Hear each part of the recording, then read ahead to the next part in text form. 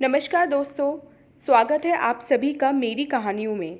मैं हूं शिखा और एक बार फिर से आपके लेकर आई हूं एक नई कहानी और उम्मीद करती हूं कि ये कहानी भी बाकी कहानियों की तरह आपको बेहद पसंद आएगी और आप पहले की तरह अपना प्यार और सपोर्ट मेरी वीडियोस पर बनाए रखेंगे। तो चलिए अपनी आज की कहानी शुरू करते हैं। सुलभा का एक हाथ अध खुले किवाड़ पर था। वह उसी स्थान पर लकवा मारे मनुष्य की तरह जड़ सी हो गई थी। शरीर व मस्तिष्क दोनों पर ही बेहोशी सी तारी हो गई थी मानो। उसे अपने कानों पर विश्वास ही नहीं हो रहा था। क्या जो कुछ उसने सुना वह सच है? जगदीश इस तरह की बात कर सकता है? जगदीश, उसका दिशु, जिसे वह बचपन से जानती है, जिसके विषय में उसे विश्वास था कि वह उसकी नस नस से परिचित है, वह आगे क्या बातें हुई वह उसके जड़ हो चुके कानों ने नहीं सुनी। थोड़ी देर बाद जब उसके दोस्त की आवाज़ कान में पड़ी, चलता हूँ यार, तेरे रंग में भंग नहीं डालूंगा, तो मानो उसे होश आया। अध खुले कपाट को धीरे से बंद करके अपनी चुन्नी से सिर और मुंह को अच्छी तरह ढककर वह शीघ्रता से मुड़ी और लगभग दौड़ती हुई बगल में अपने घर के फाटक से अंदर प्रवेश करके एक झाड़ी की आड़ में खड़ी हो गई। जगदीश के दोस्त ने सड़क पार खड़ी अपनी कार का दरवाज़ा खोला, अंगूठा ऊपर कर घर के दरवाजे पर खड़े जगदीश को इशारा सा किया और कार स्टार्ट कर निकल गया। जगदीश के अधिकांश मित्रों को वह पहचानती है, पर यह शायद कोई नया है। भाभी बता रही थी आजकल उसकी बड़े बड़ों से मित्रता है। इधर कंस्ट्रक्शन में काफ़ी कमाई कर ली है उसने। जगदीश अपने घर के सदर दरवाजे में दोनों हाथ सीने पर बांधे सीधा तनकर खड़ा था। सुलभा कुछ क्षण उसकी इस उम्र में भी सुंदर सुगठित ऊंची लंबी काया को देखती रही, फिर मुंह फेर लिया। आश्चर्य, उसे जगदीश से घृणा या वितृष्णा का अनुभव नहीं हो रहा था। वह समझ नहीं पा रही थी कि इसे निराशा कहे या विश्वास की टूटन, या मन में स्थापित किसी प्रिय सुपरिचित मूर्ति का खंडित होना। वास्तव में उसके मस्तिष्क की जड़ता उसे कुछ अनुभव करने ही नहीं दे रही थी। कुछ भी सोचने समझने में असमर्थ वह थोड़ी देर यूं ही खड़ी रही। घर के अंदर बजती टेलीफोन की घंटी की आवाज़ ने उसे कुछ विचलित किया। वह समझ रही थी कि फ़ोन जगदीश का ही होगा और उत्तर न पाकर वह कहीं खुद ही न आ धमके। घबराकर फाटक खोलकर वह सड़क पर आ गई और बिना कुछ सोचे समझे जगदीश के घर की विपरीत दिशा में तेजी से चलने लगी। वह इस समय जगदीश का सामना करने की मूड में बिल्कुल नहीं थी। 2 कदम चलते ही उसे ऑटो मिल गया। ऑटो में बैठकर पीछे देखने पर उसने पाया कि जगदीश अपने घर की सीढ़ियां उतर चुका था। उसने ऑटो वाले को तेज चलने का आदेश दिया। उसके बचपन की सहेली सुधा उसे यूं अचानक देखकर आश्चर्यचकित रह गई। वह बोली, अरे तू तू कब आई? तेरा तो पता ही नहीं चलता। कब मायके आती है, कब जाती है। मिले हुए कितना अरसा हो गया, पता भी है? शुक्र है आज तुझे याद तो आई कि मैं भी इसी शहर में रहती हूँ।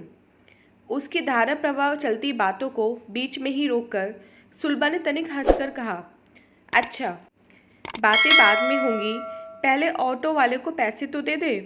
आते समय पर्स उठाना ही भूल गई। भैया भाभी किसी पार्टी में गए हैं, उन्हें फ़ोन कर दूंगी, वापसी में वे मुझे लेते जाएंगे। सुधा के साथ इधर उधर की बातों में सुलभा शाम की घटना को भुलाने की कोशिश करती रही। सुधा के पति दौरे पर थे, यह जानकर सुलभा को अच्छा लगा। उसके साथ ही बेमन से खाना भी खा लिया। घर पर तो शायद वह कुछ खा ही ना पाती। अकेले सांझ बिताने की बोरियत से छुटकारा पाने के उत्साह में यूँ अचानक सहेली के आगमन से सुधा का सुलभा की असमंजसता पर ध्यान ही नहीं गया। सुलभा ने चैन की सांस ली।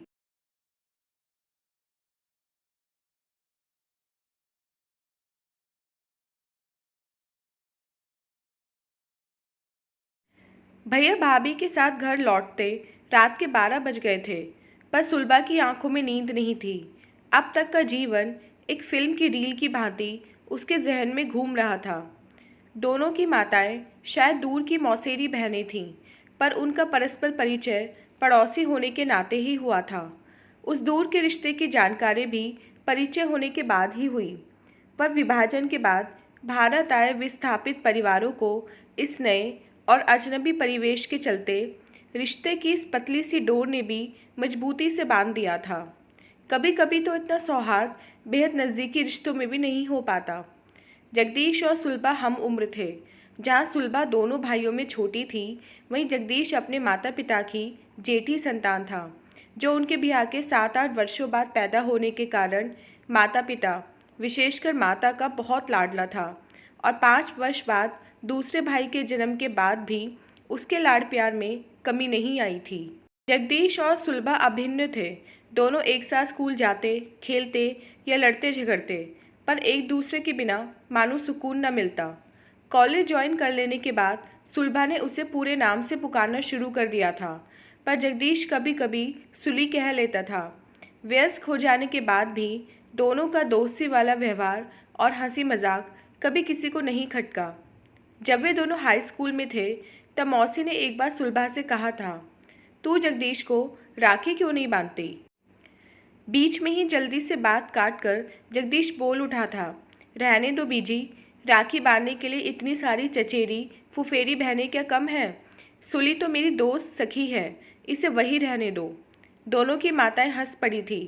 सुलभा ने तब हंसकर कहा था, हाँ, तुम्हारे जैसे फिसड्डी को भाई बताने में मुझे भी शर्म ही आएगी।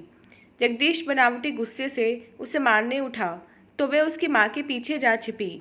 मौसी ने उसे लाड़ से थपथपा कर कह दिया, ठीक तो कह रही है, कहाँ हर साल अव्वल आने वाली हमारी सुलभा बेटी और कहाँ तुम, पास हो जाओ वही गनीमत। वैसे सुलभा को भी उसे राखी बांधने का ख्याल कभी नहीं आया था। सुलभा के बीए फाइनल में पहुंचते ही उसकी दादी ने अपनी उम्र का हवाला देते हुए उसकी शादी के लिए जल्दी करनी शुरू कर दी। उन्होंने इकलौती पोती का कन्यादान करने की ख्वाहिश जाहिर की थी। सुलभा ने चिढ़कर कहा था, क्या मैं कोई गाय या बछिया हूँ जो मेरा दान करेंगी बीजी? अरे बेटी, लड़की के ब्याह के लिए यही कहा जाता है ना, जगदीश ने छेड़ा। देख ली अपनी औकात। वह मारने दौड़ी तो जगदीश जबान दिखाते हुए भाग गया। बीए की परीक्षा होते ही सुलभा की शादी हो गई। हालांकि बाद में उसने एमए और बीएड भी कर लिया था। 2 बच्चों के जन्म के बाद और पति की तबादले वाली नौकरी के कारण वह अधिक दिनों के लिए मायके ना आ पाती। फिर माता पिता के ना रहने पर और बच्चों की पढ़ाई के चलते मायके आना और भी कम हो गया। हालांकि पड़ोस होने के कारण हर बार आने पर जगदीश और उसके परिवार से मुलाकात हो ही जाती। जगदीश किसी प्रकार एमए करके पिता के साथ बिजनेस में लग गया था। माता पिता के ना रहने पर अब वही घर के सर्वे सर्वा था। छोटा भाई इंजीनियरिंग की डिग्री लेकर दूसरे शहर में नौकरी कर रहा था। इस बीच जगदीश ने भी शादी कर ली। एक बार जगदीश की पत्नी उषा ने कहा था, दीदी, आप मुझे भाभी क्यों नहीं कहती? क्योंकि तुम आयु में मुझसे छोटी हो और मुझे दीदी कहती हो। फिर मैंने जगदीश को भी तो कभी भैया नहीं कहा, पर यदि तुम्हें अच्छा लगता है तो मैं भाभी ही कहा करूँगी, उषा भाभी। और मैं हंस पड़ी थी। उषा भी हंस दी, पर उसका चेहरा लाल हो आया था, मानो उसकी कोई चोरी पकड़ी गई हो। पास बैठा जगदीश बिना कुछ बोले, मुंह पर गंभीरता ओढ़े उठकर चला गया था। फिर एक दिन उषा ने हंसी हंसी में कहा था, दीदी, आप अपने सखा की गोपियों के बारे में जानती हैं? सुलभा जगदीश के रसिक स्वभाव से परिचित थी। अधिकांश लड़कियां भी उस सुदर्शन युवक से परिचित होने को उत्सुक रहती, पर सुलभा ने इस ओर कभी ध्यान नहीं दिया था। कुछ आश्चर्य से ही बोली, हाँ, आपको बुरा नहीं लगा? आप तो उनकी सखी है ना, उनकी राधा। उषा ने चुटकी लेते हुए कहा। सुलभा हंस पड़ी थी। बुरा तो रुक्मिणी को लगना चाहिए, नहीं? बचपन से दोनों परिवारों को उनमें अभिन्नता देखने आने के कारण उनका आपसी व्यवहार स्वाभाविक ही लगता था, पर दूसरे परिवेश से आई उषा को शायद उनका व्यवहार असामान्य लगता है। सुलभा ने कई बार ये महसूस किया है, हालांकि इस बारे में गंभीरता से नहीं सोचा, पर अपने खुले स्वभाव के कारण विकास ने कभी अन्यथा नहीं लिया। जबकि सुलभा ने देखा कि मिलने पर विकास जब जगदीश की पीठ पर धौल जमाकर और साले साहब क्या हाल चाल है कहते हैं, तो जगदीश मनी मन कसमसा जाता, हालांकि ऊपर से हंसता रहता है। भाभी नहाने गई थीं। सुलभा और जगदीश दोनों बैठे बातें कर रहे थे। एकाएक किसी बात का रिस्पॉन्स ना मिलने पर सुलभा ने जगदीश की ओर देखा। लगा जैसे उसने सुलभा की बात सुनी ही न हो। वह जाने कैसी नज़रों से उसे एकटक देख रहा था। सुलभा कुछ सकचाकर उठने को हुई कि जगदीश ने उसका हाथ पकड़ लिया। सुनो सुली, मेरी बात ध्यान से सुनो और प्लीज़ नाराज़ मत होना। मैं तुम मेरी बात समझ रही हो ना? इधर मेरी आंखों में देखो सुली, क्या तुम्हें कुछ भी दिखाई नहीं देता? मैं तुम्हारे लिए वर्षों से तड़प रहा हूँ। क्या तुम सचमुच कुछ भी नहीं समझती या? सुलभा उत्तेजित होकर कुछ कहने को हुई तो वह उसके मुंह पर हाथ रखकर बोला, नहीं, पहले तुम मेरी पूरी बात सुन लो। सुली, अभी कुछ मत कहो, अच्छी तरह सोच लो। मैं आज रात 8 बजे के बाद अपने घर में तुम्हारी प्रतीक्षा करूँगा। प्लीज़। आंखों में आंसू भरकर फिर बोला, देखो, ये मेरी अंतिम इच्छा है, एक बार पूरी कर दो, उसके बाद मैं कभी कुछ नहीं कहूँगा।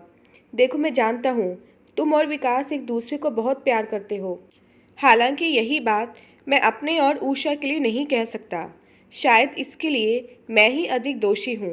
पर कभी कभी मुझे लगता है कि मुझे तुम्हारे ब्याह के समय ही विरोध करना चाहिए था, पर तब मैं अपनी भावनाएं अच्छी तरह समझ नहीं पाया था और बाद में बहुत देर हो चुकी थी। तुम मेरी गर्लफ्रेंड्स के बारे में जानती हो, पर विश्वास मानो, मैं उन सब में तुम्हें ही ढूंढता रहा हूँ। ऊषा बच्चों के साथ मायके गई हुई है और तुम्हारे भैया भाभी को आज रात किसी पार्टी में जाना है। ऐसा अवसर फिर कभी नहीं मिलेगा। आजकल तुम यहाँ आती ही कितना हो, मुश्किल से 2-3 दिन या किसी विशेष अवसर पर, और अकेले तो कितने अरसे बाद आई हो। देखो, मेरा दिल मत तोड़ना सुली, तुम्हें अपने दिशु की कसम। उसे कुछ कहने का मौका दिए बिना ही रुमाल से आंसू पोंछता वह जल्दी जल्दी चला गया। सुलभा सन्न रह गई। उसे याद आया, कुछ वर्षों पहले भी उसने कुछ इसी तरह का इशारा किया था। वह लज्जा और क्रोध से लाल हो गई थी। उसका रौद्र रूप देखकर जगदीश सकपका गया था। कान पकड़कर हंसते हुए बोला था, सॉरी बाबा सॉरी, मजाक कर रहा था। दिमाग ठीक है तुम्हारा? ऐसा भी मजाक होता है? बच्चे नहीं हो कि जो मुंह में आया बक दिया। आज के बाद मुझसे बात करने की भी कोशिश मत करना। क्रोध और शोभ से वह उठ खड़ी हुई थी। जगदीश एकदम घबरा गया था। माफ़ कर दो सुली, मगर ऐसे गजब न करना, तुम्हारे पैर पड़ता हूँ, माफ़ कर दो प्लीज़। और उसने सचमुच सुलभा के पैर पकड़ लिए थे। तो क्या यह इतने वर्षों से ही यह इच्छा मन में रखे है?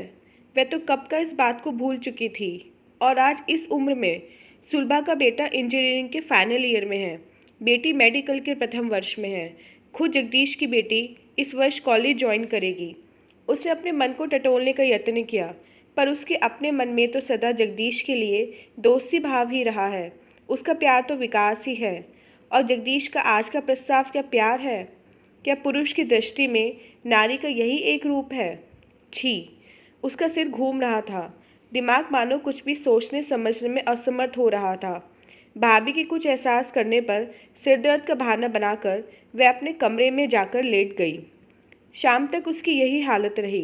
पहले उसने सोचा भैया भाभी के साथ पार्टी में चली जाए, पर अनजान अपरिचित लोगों से मिलने और वार्तालाप करने लायक उसकी मनोस्थिति नहीं थी। फिर भाभी ने साथ चलने के लिए खास अनुरोध भी नहीं किया था। पार्टी उनकी सहेली की शादी की वर्षगांठ की थी और उसने शायद चुनिंदा लोगों को ही बुलाया था। दिन भर वैसी ऊहापोह में रही कि क्या करे। अंधेरा होने पर जब वे जगदीश के घर की ओर चली, तब तक तय नहीं कर पाई थी कि वे क्यों जा रही है और उससे क्या कहेगी, पर वह यह भी जानती थी कि उसके ना जाने पर वह खुद ही आ धमकेगा। जगदीश के घर के सदर दरवाजे के पल्ले यूं ही भिड़े थे। सुलभा ने उसे खोलने के लिए पल्ले पर हाथ रखा ही था कि एक अपरिचित स्वर सुनकर ठिठक गई। तो आज तुम बिल्कुल नहीं लोगे? मैंने तो सोचा था कि भाभी नहीं है, सो आज जरा जमकर बैठेंगे। नहीं यार, आज तो बिल्कुल नहीं। उसे ड्रिंक से सख्त नफरत है। आज जब मेरे जीवन भर का अरमान पूरा होने जा रहा है, मैं ये रिस्क नहीं ले सकता।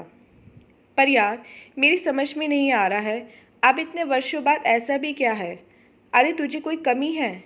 एक से एक पागल रहती है और तू है किस अधेड़ उम्र की स्त्री के लिए इतना बेचैन हो रहा है? तू नहीं समझेगा। आज तक मुझे किसी युवती ने इनकार नहीं किया। जिस पर भी मैंने हाथ रखा, सिर्फ इसी ने। मुझे अपना सारा वजूद ही झूठा लगता था।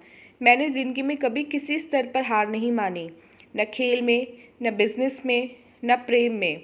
हार मैं सहन नहीं कर सकता, किसी कीमत पर नहीं। आज आज लगता है मैं एवरेस्ट फतह कर लूँगा। सुलभा को लगा था मानो किसी ने उसके कानों में पिघलता शीशा उड़ेल दिया हो। रात भर जगदीश के शब्द उसके वजूद पर कोड़े से बरसाते रहे। उसके गुस्से की सीमा न थी। बचपन से लेकर आज तक का समय उसकी आंखों के सामने फिल्म की रील की तरह घूम रहा था। वह अभी भी समझ नहीं पा रही थी कि बचपन से अब तक देखा, सुना और जाना हुआ सच था या आज का उसका ये रूप। मनुष्य के कितने रूप होते हैं, कब कौन सा रूप प्रकट हो जाएगा, कौन जान सकता है। क्या पुरुष का यही रूप उसका असली और सच्चा रूप है?